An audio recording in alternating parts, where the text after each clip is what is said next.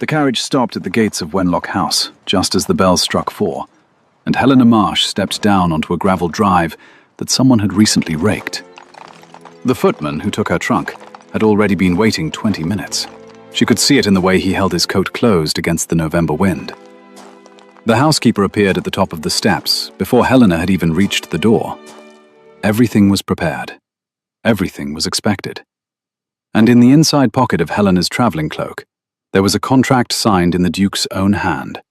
A contract he had never written. "You're early, Miss Marsh." The housekeeper's voice was warm. Her hands were not. Helena watched them tremble against the keys at her waist. "Come in. The fire is ready. The room is ready." Helena thanked her by name and stepped through the doorway. She felt the temperature change at once. Wood smoke, beeswax, something underneath that she could not name. She asked, quietly, whether she might put one question to the housekeeper before she began. Mrs. Pell's keys went still. Helena asked her whether the Duke knew she was there. The housekeeper did not answer at first. She closed the door behind Helena with both hands, then turned the key. 2 locks. A bolt. The November wind cut off mid-word. "He knows the position has been filled," she said finally. "He does not know by whom." Helena asked then about the contract. Mrs. Pell told her, with the tremble now in her voice as well as in her hands, that it had been sent on the Duke's behalf, by those who had the right to act in his interest. Helena repeated the word back to her. Those, not he. The housekeeper confirmed it. Not he. Helena stood in the entrance hall and let her eyes move across the things she had not been told to look at. The portraits along the staircase had been recently dusted. The Persian runner had been rotated to hide a wear pattern. The brass knocker on the inside of the door had been polished within the hour. Someone had been preparing for her arrival with the kind of care reserved for inspections, or for visitations, or for the return of someone the household had been waiting for, without quite knowing why. "I should like to see my workroom now." "Of course." Mrs. Pell turned, then hesitated. "Miss Marsh, there is a letter in the writing desk. It has been there since the late Duchess passed. No one has touched it." "Why are you telling me?" "Because you are the first person in 3 years who has been brought here to mend something." Helena said nothing. She followed the older woman up the staircase, past the portraits, past a tall window that showed a garden going grey with frost. At the second landing, she paused. Mrs. Pell paused with her. "One more question." The housekeeper waited. She asked how long ago the advertisement had been placed. 4 months, the housekeeper answered. Helena asked how many seamstresses had come before her. None, Mrs. Pell said. None had come, because the advertisement had been very specific. It had asked for a particular kind of discretion. Helena asked her what kind. Mrs. Pell looked at her for a long moment. The tremble in her hands had spread to her voice. "The kind that knows how to repair what other people refuse to admit is broken." She turned and continued up the stairs. Helena followed. Behind her, 3 floors below, the great clock struck the 1/4 hour, and the house, which had been waiting for her for 4 months, perhaps for longer, exhaled. The workroom was in the east wing, 2 doors from the late Duchess's apartments. It had been a sewing parlour once. Mrs. Pell had aired it that morning. Helena could smell the lavender she had laid on the windowsills. But the furniture was not the airy, lacquered French pieces that an aging Duchess would have ordered. Everything in this room was old. The writing desk in the corner was walnut so dark it looked black, with brass fittings worn smooth by hands that had not been here in 3 years. Helena set her sewing case on the long table by the window. She did not yet remove her gloves. She walked the perimeter of the room first, the way a horsewoman walks a paddock before she enters with the saddle. She touched nothing. She catalogued. A bolt of dove-grey wool, untouched. 3 spools of silk thread, the colours faded slightly from light. A pair of shears in their original case. A pincushion shaped like a strawberry, handmade. And on the writing desk, half tucked under a leather blotter, the corner of an envelope. She did not reach for it. Instead, she removed her gloves, finger by finger, and laid them on the table. Then she crossed to the window and looked out at the garden. From the second story, she could see what the front courtyard had hidden. The rose garden, dormant now. The canes pruned back to their black bones. Beyond it, the orangery. Beyond that, the dovecote and the old well. Someone had once loved this garden, the way other women love their children. Helena knew the look of such a garden. Her grandmother had kept one. When she turned back to the room, her eye caught on the wall above the mantel. There was a portrait there. She had not noticed it on entering. The angle was wrong from the doorway. Now she saw it. A woman in her 40s, seated in a high-backed chair, hands folded in her lap. Her gown was the color of old wine. The hem was embroidered with a pattern of small roses, 6-petaled, each stitched in an unusual technique that Helena recognized before her mind had finished naming what she was seeing. A back stitch in 3 threads. The center thread tied off into a tiny anchor knot, invisible from the right side. A stitch her grandmother had taught her when she was 9 years old. A stitch her grandmother had said no one else used anymore. Not the modistes in London, not the embroiderers in Bath. A stitch her grandmother had called the rose stitch, because of where she had first put it. Helena stepped closer to the painting. She climbed onto the footstool by the mantel. She traced the air an inch above the canvas, following the stitching, counting the petals. 12 roses, each one anchored, each one her grandmother's hand. She stepped down from the footstool and stood very still in the center of the room. She did not move for a full minute. When she finally moved, it was to walk to the writing desk, lift the leather blotter, and look at the envelope underneath. The envelope was addressed in a woman's hand. To His Grace the Duke of Wenlock. From Caroline Ashford, his mother, by deed and by choice. The seal had not been broken. Beside the envelope, in a smaller hand, someone had written in pencil, "For Margaret's granddaughter, when she comes." Helena did not open the envelope. She did not touch it again. She covered it carefully with the blotter, returned to the long table, and began to lay out her tools. Shears, needles, the 3 spools of silk that had been waiting in this room for 3 years. There was a knock at the door. Mrs. Pell again, her face pale. "Miss Marsh, the Duke's coat has been brought up. He tore it last night, in the study, after a quarrel with his steward.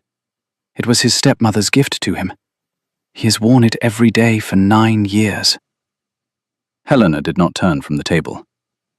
"Bring it in, Mrs. Bell." The coat was darker than she had expected. Charcoal wool with a thin black silk lining, the kind of garment a man wears when he wants the world to look past him. The tear was on the right shoulder, 3 inches long, ragged at the edges. He had not torn it on a nail. He had ripped it off and thrown it. Helena spread the coat on the long table and ran her thumb along the inside of the tear. The wool had grain. The lining had patience. She could see exactly where each had given way and exactly how to bring them back. She had been working for 40 minutes when the door opened without a knock. The Duke of Wenlock stood in the doorway. He was younger than she had expected, perhaps 32, perhaps 33. Tall, dark-haired, with a face that had been disciplined into stillness so long it had stopped knowing how to move. He wore a plain shirt and waistcoat, no jacket. The shadow under his jaw said he had not slept. "Mrs. Pell tells me there is a seamstress in the East Wing." His voice was lower than she had expected. There was no anger in it. There was no welcome either. She agreed that there was, and that she was the one.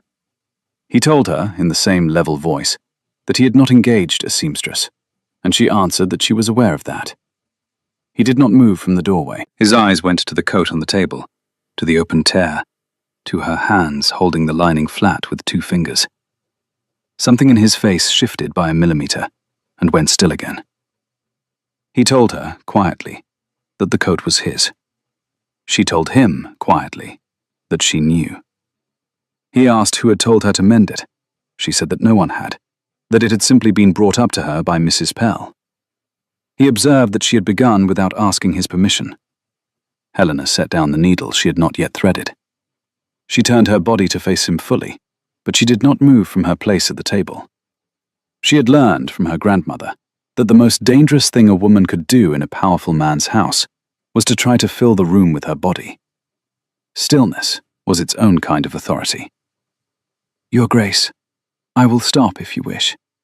The coat will be returned to you in the condition I found it. But may I ask one question first?" He did not answer. He waited. "Did you wish for it to be mended? Or did you wish for it to stay torn, the way it was when you took it off?" The Duke's hand tightened on the doorframe. The knuckles whitened. He looked at the coat. He looked at her. He looked at the coat again. "Mend it." "Your Grace." "Mend it the way it was before I tore it, not the way it is now." "That is a different kind of mending." "I am aware." He turned to leave, then stopped.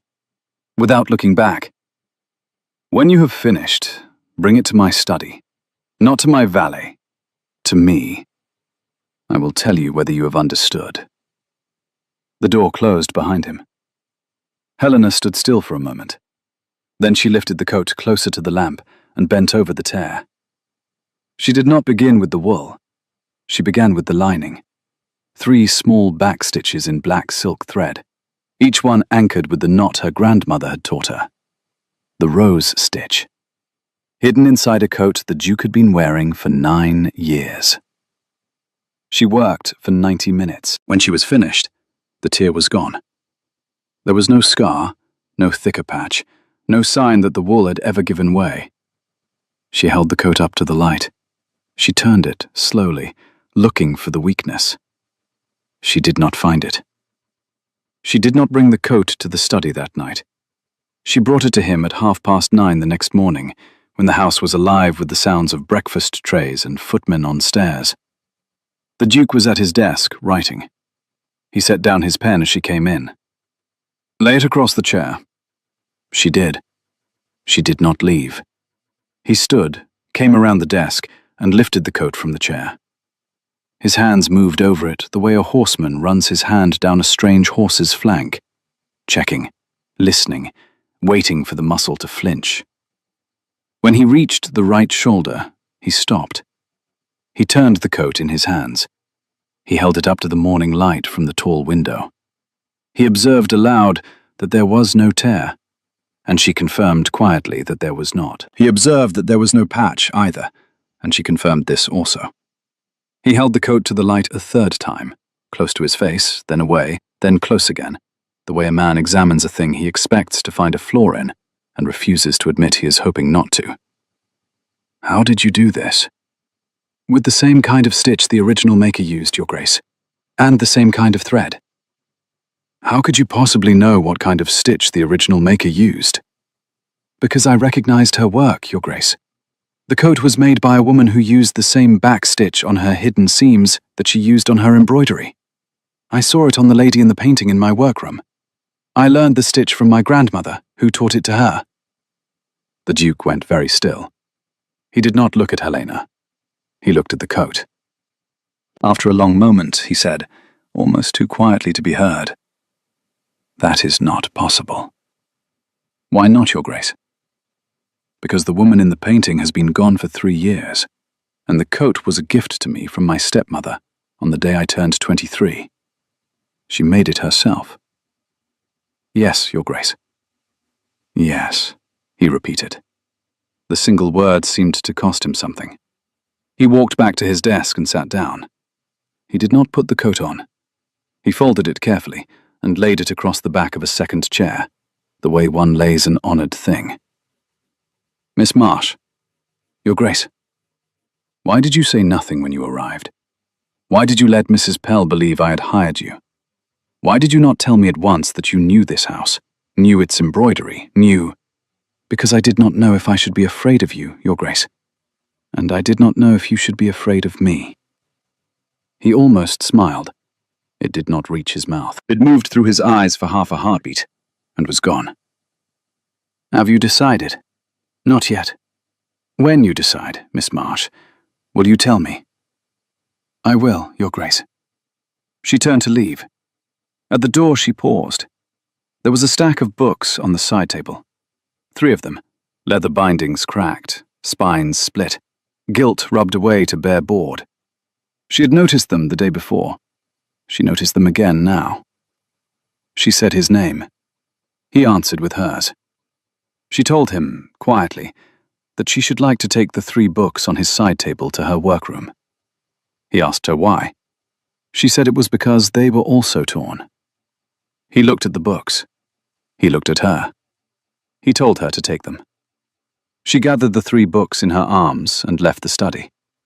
The hallway smelled of beeswax and something underneath.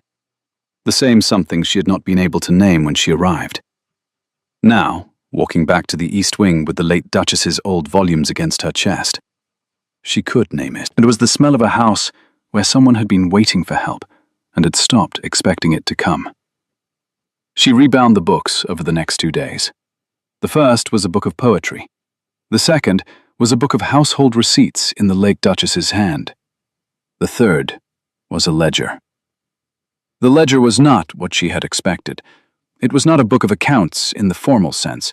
It was the personal record of a woman who had managed a great estate for 9 years and had wanted to know herself where every shilling went. The pages were ruled in pencil.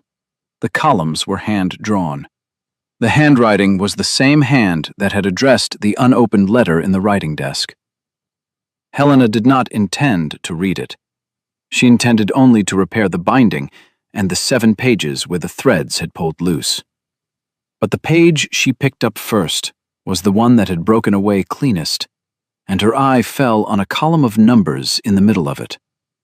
Linen, kitchen, £4 6 shillings. Coal, North Wing, £11 2 shillings.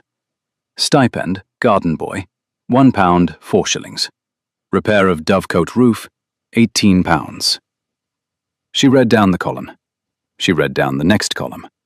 She read across to the totals. She set the book down on the table and picked up a clean sheet of paper from her sewing case. She copied out the numbers from 1 quarter, 3 months of household expenses as the late Duchess had recorded them in her own hand. Then she copied out the same 3 months from a sheet she had asked Mrs. Pell to bring her that morning, on a different pretext. The household accounts as the steward had recorded them in the formal estate book. The numbers did not match. They did not match by small amounts. They matched in the quarters where they should match: wages, food, ordinary upkeep. They diverged in 3 categories: repairs, travel, and something the steward had labelled discretionary outlay for estate matters. The discrepancy, in 3 months, was just over £40. Helena finished rebinding the ledger before she did anything else. She tied the last knot in the spine. She trimmed the loose threads. She set the book on the table and put her hands flat on either side of it. Then she went to find Mrs. Pell. She found Mrs. Pell at the linen press in the back hallway. She asked, quietly, whether she might see the Duke. The housekeeper answered that he had the steward with him just now. Helena said that the steward was the very man she should like to be in the room with. The housekeeper looked at her for a long moment, then nodded once. The study had 3 people in it when Helena entered. The Duke was at his desk. The steward, a thin man with thinner lips, named Mr. Whitcomb, was standing in front of it. A second man, the Duke's land agent, was by the window. They all turned when she came in. She apologized for the intrusion and said she had a question about the household accounts. The Duke's voice was even when he asked what sort of question. She told him it was a question she would prefer to ask in the presence of Mr. Whitcomb himself. Mr. Whitcomb's mouth moved slightly, but he did not speak. The Duke considered her for a moment, his pen still in his hand, and then told her quietly to ask. "Your Grace, when I rebound the late Duchess's personal ledger, I noticed that her record of the household expenses for the last quarter she lived does not match the formal estate accounts for the same quarter. I copied both out. The difference is £41 and 6 shillings. Would Mr. Whitcomb be able to explain to us where the additional £41 went?" The room was very still. The steward looked at Helena. He looked at the Duke. The corner of his mouth twitched in a way she had seen before in men who were calculating how fast they could get to a horse. "There must be an error in the late Duchess's bookkeeping, Your Grace. She was not formally trained." "Mr. Whitcomb," Helena said softly. "She was the daughter of a Cornish merchant. She kept her father's accounts from the age of 12. Maybe look at the rest of the years." "Miss Marsh," the Duke said. His voice had changed. It was very careful. "Bring me the late Duchess's ledger. Bring me your copies. And Mr. Whitcomb, sit down." The investigation took the rest of the week. Helena was not asked to participate, but she was asked to sit in the corner of the study and remain available, in case her hands or her eyes were needed for something the men in the room could not do for themselves. She did not mind. She mended a torn page in the household receipts book. She rebound a frayed corner of a rent roll. She listened. By Friday evening, they had a number. Across 9 years of stewardship, Mr. Whitcomb had moved just over £600 out of the estate accounts and into a private outlet that none of them yet understood. The Duke dismissed Mr. Whitcomb temporarily. The magistrate would be summoned the following week, and locked the study door. Helena stayed where she was, in the corner chair, with the rebound rent roll across her lap. "Miss Marsh." "Your Grace?" "Will you walk with me? The garden is going to be cold, but I think I cannot stay in this room." "I will get my shawl." She got her shawl. She met him at the garden door. He had not put on a coat. He had pulled on the charcoal one she had mended. She noticed and said nothing. The rose garden in November was a garden of bones. The canes had been pruned back in October to clean black stems. The mulch had been laid. There were no leaves. There was no colour. The light was iron grey and soft. The Duke walked with his hands clasped behind his back, the way men walk when they cannot trust their hands to stay still. "My stepmother planted this garden the year she came to Wenlock." She asked how old he had been then, and he said 12. She said, more carefully, that his first mother had therefore already left earlier that same year. He stopped walking. He did not turn to look at her. He asked, very quietly, how she knew that. She said that she did not know it. She was only asking it. There was a long silence between them, the kind of silence that the bare canes seemed to lean into. Then he answered her. Yes, his mother had left in the spring. Caroline had come in the autumn, and his father had not waited long. Helena asked, quietly, whether his father had loved her. Caroline? Yes, eventually. He did not at first. He thought he was marrying a kind woman who would manage the household and raise his son. He did not know he was marrying a woman who would mend him, who would mend us both. She said softly that this was what Caroline had done, then. He answered that this was what Caroline had done. The wind moved through the bare canes. Helena pulled her shawl tighter. She looked at the dovecote at the far end of the garden, the one whose roof, in the late Duchess's ledger, had been repaired 3 times, each repair costing more than the one before, each repair authorized by Mr. Whitcomb. She told him that she had one more question for the night.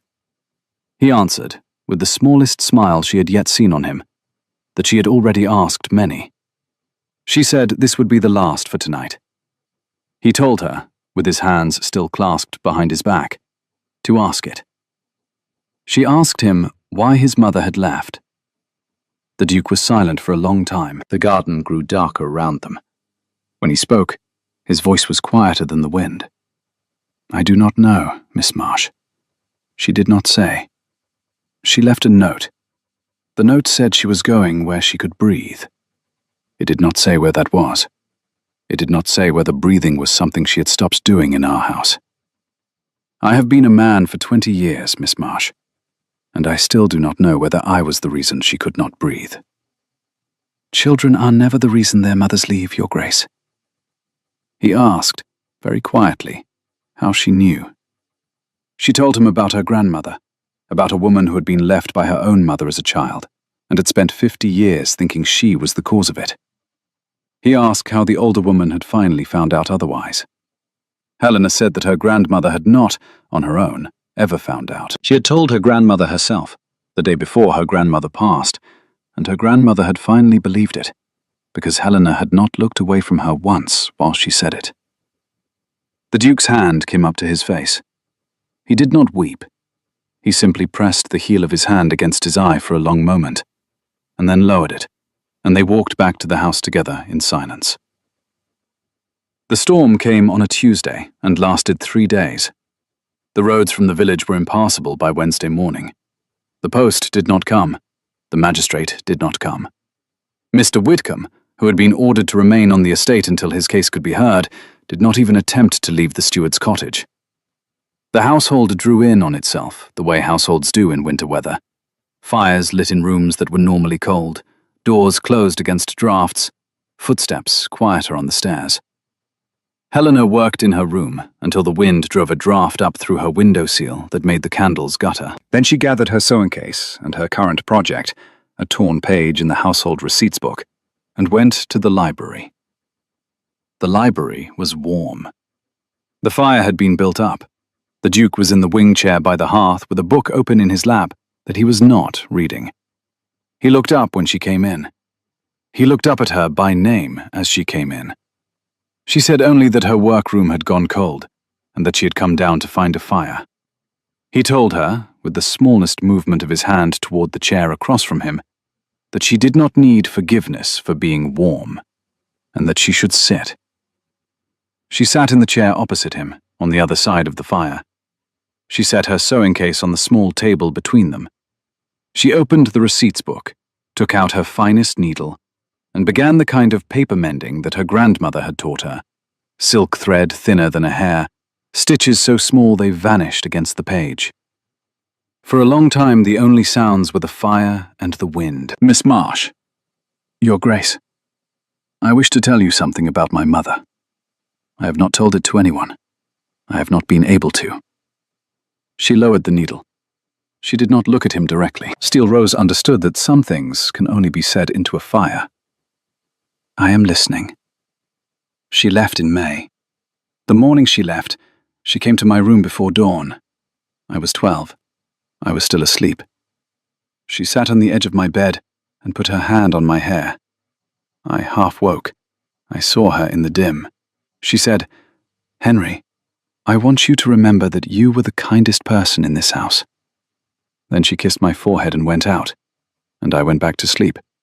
And when I woke for breakfast, she was gone. What did you do? For 11 days I did nothing. I did not speak. The valet thought I was ill. The doctor came. My father did not. On the 12th day, my father came into the schoolroom and told me she was not coming back. I asked why. He said, because she is a coward. That was all he said. He never spoke of her again. Not once. Not until the day he died. And Caroline? Caroline came in the autumn. I was rude to her for 6 months. She did not punish me. She mended my torn shirts at her own writing desk in the evenings, and she did not say a word about my rudeness. And one night I came down the stairs at midnight because I could not sleep, and I found her at the desk, with my shirt in her lap and tears on her face. And I asked her why she was crying, and she said, because I want to take care of you, and you will not let me, and I do not know how to make you trust me. I sat down on the floor at her feet and put my head on her knee. I did not speak. She put her hand on my hair the way my mother had in the dark before she left. And then she was my mother. From that night to the night she died, she was my mother. Helena had set the needle down. She was not weeping. Steele Rose did not weep at other people's wounds. Steele Rose held the room steady so that the other person could weep. But she felt her grandmother's hand on her own hair, decades back, and she understood what it meant to be the witness someone has been waiting for. Your Grace, Caroline left a letter for you in the writing desk in my workroom. It has been there since she died. It has not been opened. He looked up. She wrote it to you, not to me. But the envelope has my grandmother's name in pencil on it, in her hand. I think she meant for me to bring it to you. I would like to bring it to you tomorrow." He did not answer. He nodded once. The fire moved between them. The roads cleared on Saturday. The post came at noon. With the post came a visitor in a black travelling carriage drawn by 2 greys, and the visitor did not announce himself ahead. The footman who answered the door took the calling card and came directly to the Duke in the breakfast room, with his face the colour of new bread. The footman announced quietly that Lord Marcus Vance was waiting in the front hall. The Duke set his cup down very carefully. He said only that he had not seen Lord Marcus in 11 months. The footman added that the visitor had come on a matter of family and would wait. The Duke gave his instructions evenly. Lord Marcus should be shown into the green drawing room and told that the Duke would be with him in a quarter of an hour, and Miss Marsh should be sent to him at once. Helena was already on her way to the breakfast room with the late Duchess's letter in her hand. She had come down the stairs intending to give it to him before luncheon. She met the footman halfway. She turned and went back up the stairs to put the letter in her workroom desk for safety, and then she came down to the breakfast room. The Duke was standing at the window. He did not turn when she came in. "Miss Marsh, Caroline had a younger brother. His name is Marcus Vance. He has not visited Wenlock in 11 months. He has now arrived without invitation, and Mr. Whitcomb has been confined to the steward's cottage for 1 week. I do not believe these things are unrelated." "Nor do I, Your Grace. I would like you to be in the green drawing room when I receive him." "In what capacity, Your Grace?" "As a witness." "Yes, Your Grace." The green drawing room had been the late Duchess's favourite. The walls were the soft green of moss after rain. The chairs were arranged for conversation, not display. Lord Marcus Vance was standing by the fireplace when they came in. He was perhaps 50 years old, sharply dressed, with the kind of charming smile that men cultivate the way other men cultivate vineyards, for a long, slow, expensive return. Lord Marcus opened with a smooth apology for the unannounced visit, and addressed the Duke by his first name. The Duke answered him by his name only. Lord Marcus paused as if just then noticing Helena, and asked her name in the way a man asks a question whose answer he already knows. The Duke said her name for her. Miss Marsh, in his employ on a private matter. Lord Marcus's eyes touched Helena and went still for 1 heartbeat, then moved on. But the still heartbeat had been there. He had recognized her, not by sight, by name. Helena saw it. Lord Marcus repeated her surname pleasantly, and observed that it was an interesting name, that he had once known a Margaret Marsh, who had been Caroline's seamstress for many years. He asked whether Helena was any relation. Helena answered, plainly, that the woman he had named had been her grandmother. "How charming. Henry, I do hope you have engaged her on the strength of her grandmother's recommendation, and not on—" and here Lord Marcus's smile turned just slightly. "Any of the more eccentric correspondence Caroline carried on in her final years." "Marcus." The Duke's voice was very level. "What is your business at Wenlock today?" "My business, Henry, is concern. Concern for you. Concern for the estate. Concern that my poor sister's death has left you vulnerable to people who arrive at your gates with stories about old letters and old loyalties. Concern that Mr. Whitcomb, a steward of impeccable record, has been confined to his cottage on the word of a young woman whose family ties to this house are themselves a matter that ought to be handled carefully." Helena stood very still. Steel Rose did not interrupt.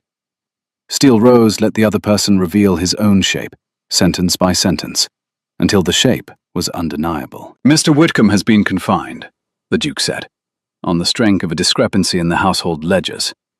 The discrepancy is documented. The documentation will go to the magistrate on Monday." "Documented by Miss Marsh?" "Yes." "Henry, forgive me. I cannot in good conscience leave this house tonight without saying what I have come to say. Caroline carried on a correspondence in her last years with this young woman's grandmother. It was not a healthy correspondence. It contained accusations against members of this family, myself included, that have no foundation in fact. If Miss Marsh has been brought into this house on the strength of those letters, then this house has been brought into the orbit of a slander that you, Henry, do not deserve, and a slander that I will not allow to be acted upon." The Duke did not answer. He looked at Helena.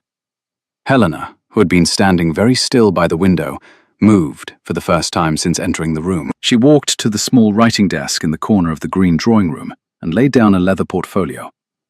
She had brought it from her workroom that morning. She had not opened it in the Duke's presence yet.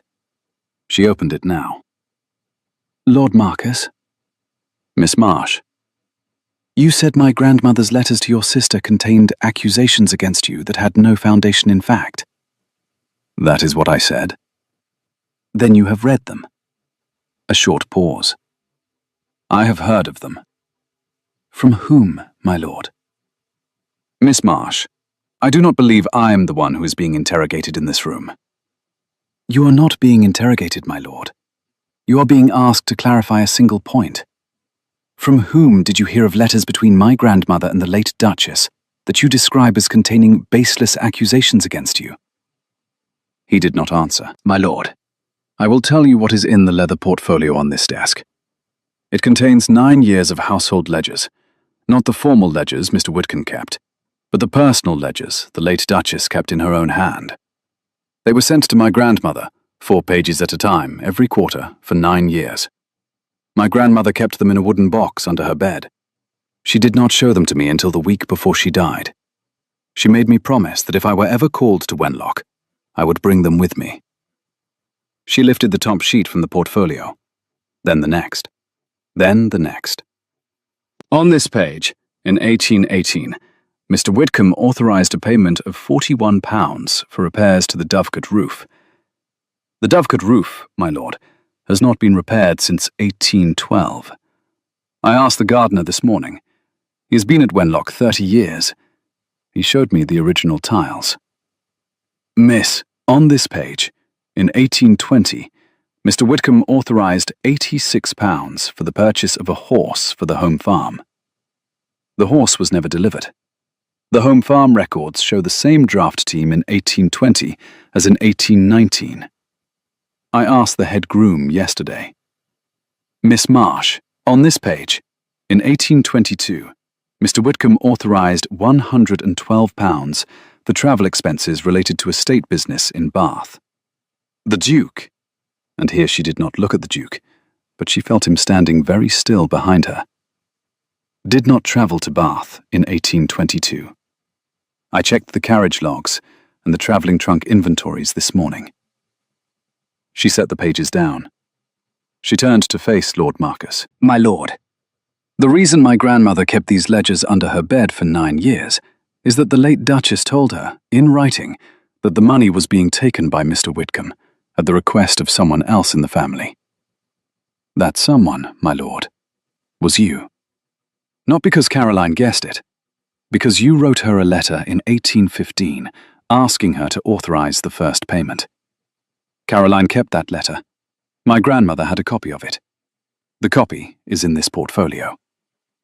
She lifted a single sheet from the bottom of the stack. Lord Marcus's face had gone the color of paper. "My lord, I am not going to read it aloud. I am going to ask you one question, the same one I have already asked you. From whom did you hear of letters between my grandmother and your sister that you describe as containing baseless accusations against you? Because as far as I am aware, my lord, those letters have never been outside my grandmother's wooden box. Until today." The room was very quiet. The fire moved. "Marcus." The Duke's voice was very gentle. It was the gentleness that comes after great noise. "Sit down." Lord Marcus did not sit down. He looked at the Duke. He looked at Helena. He looked at the portfolio. Then, with the smallest possible movement, his shoulders dropped half an inch. "Henry." "Sit down, Marcus." He sat. "The magistrate will be at Wenlock on Monday morning. You will remain in the blue bedroom until then. Robert," the Duke turned to his footman who had been standing by the door, "see to it that Lord Marcus is not disturbed and does not leave the house. Send a man to the village. I want the magistrate here by 10 o'clock Monday." The footman bowed and went out. Helena gathered the ledgers and the letter back into the portfolio. She closed the leather flap. Her hands were perfectly steady. They had not trembled once. Lord Marcus was taken upstairs.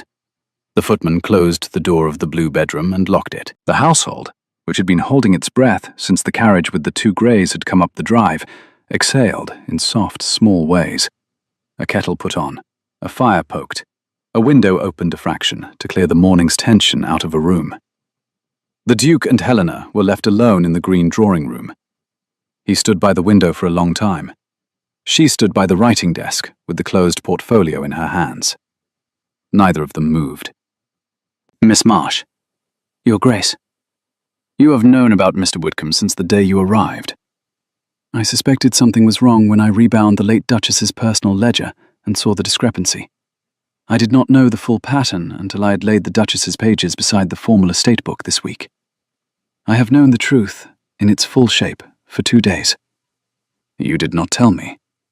"No, Your Grace." "Why?"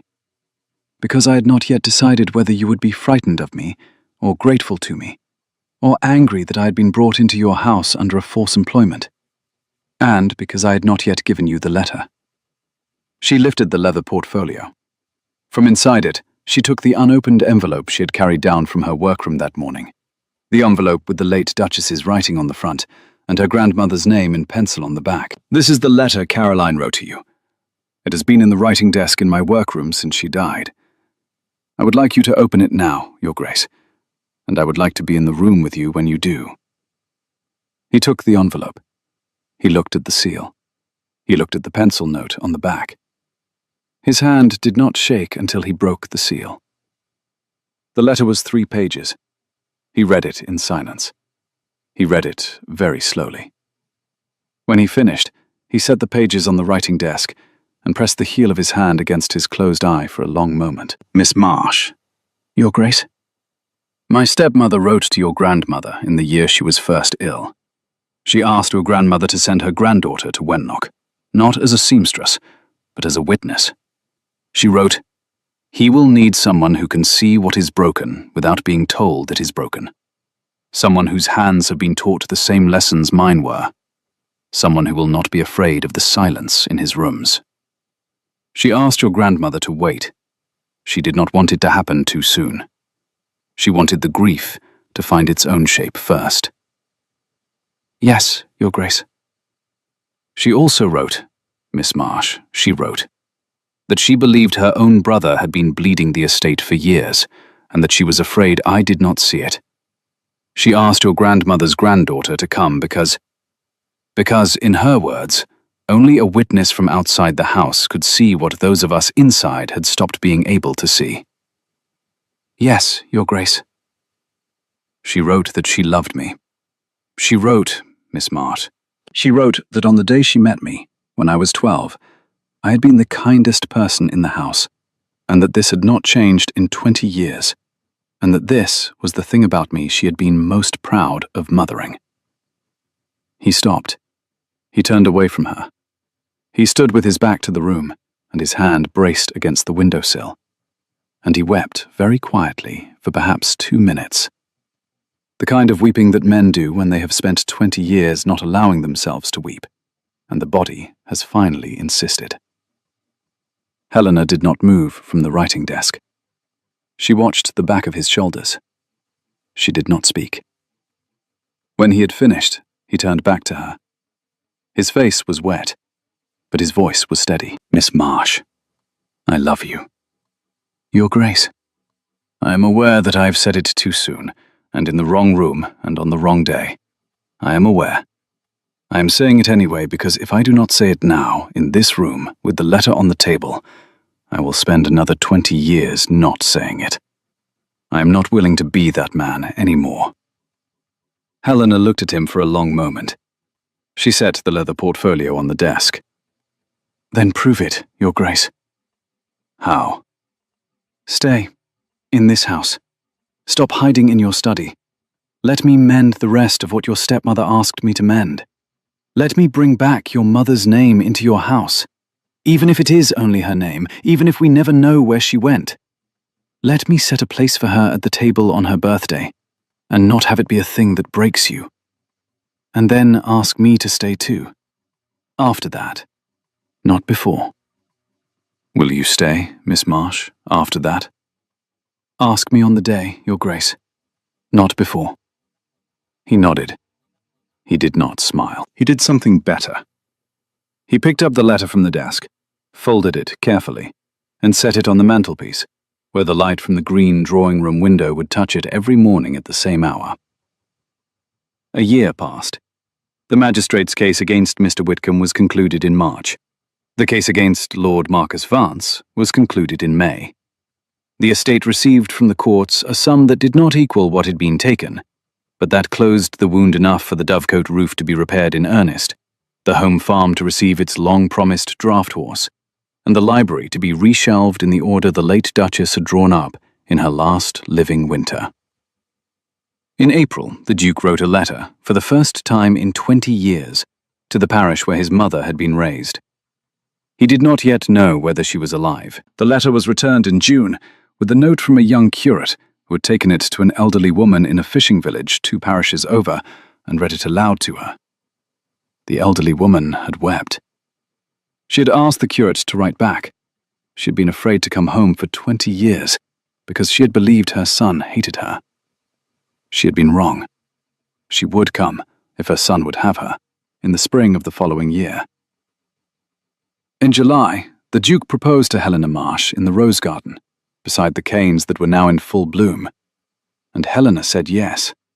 Not because the moment was beautiful, although it was, but because he asked her on the right day, and he asked her with the words she had been waiting to hear for a year. In September, they were married in the village church. The wedding lasted 20 minutes. There was no breakfast. There was no procession. There were 6 guests, and a pair of doves released over the churchyard wall. A year and 1 week after Helena Marsh had first stepped down from a carriage onto the gravel drive of Wenlock House, she sat in the library at the old walnut writing table that had once been the late Duchess's. The fire was lit. The room was warm. On the table in front of her was Caroline Ashford's old book of letters, a leather volume with a broken spine and a torn front cover and 7 loose pages. Helena was rebinding it. Her needle moved in small back stitches in 3 threads, each one anchored with a knot her grandmother had taught her when she was 9 years old. In the wing chair across the room, Henry Ashford sat with a book in his lap that he was actually reading, for the first time in the history of his ownership of this house. He looked up every few minutes. He did not interrupt her work. He simply watched her hands. In the corner, near the hearth, was a small wooden cradle. It had been carried up from the attic in October. It had not been used yet. But it had been polished and lined, and a soft wool blanket, embroidered with 12 roses, each in a back stitch of 3 threads, had been folded across the foot of it. Helena looked up from her work. "Henry." "Yes." "Tell me about your mother again. The morning she came to your room.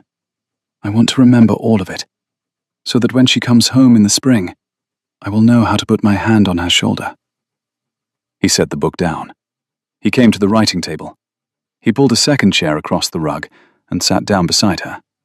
And he told her again, slowly, carefully, with his hand resting on the edge of her work, what his mother had said to him in the dim before dawn when he was 12. The bells of the village church struck 5. The November light was iron grey and soft. Outside the library windows, the rose canes were going dormant for another winter. The estate was full again. There was no contract in Helena Marsh's sleeve. There were only her hands, doing the work she had been born to do, in the house she had been born to come to, in the company of the man who had been waiting for her for longer than either of them had known.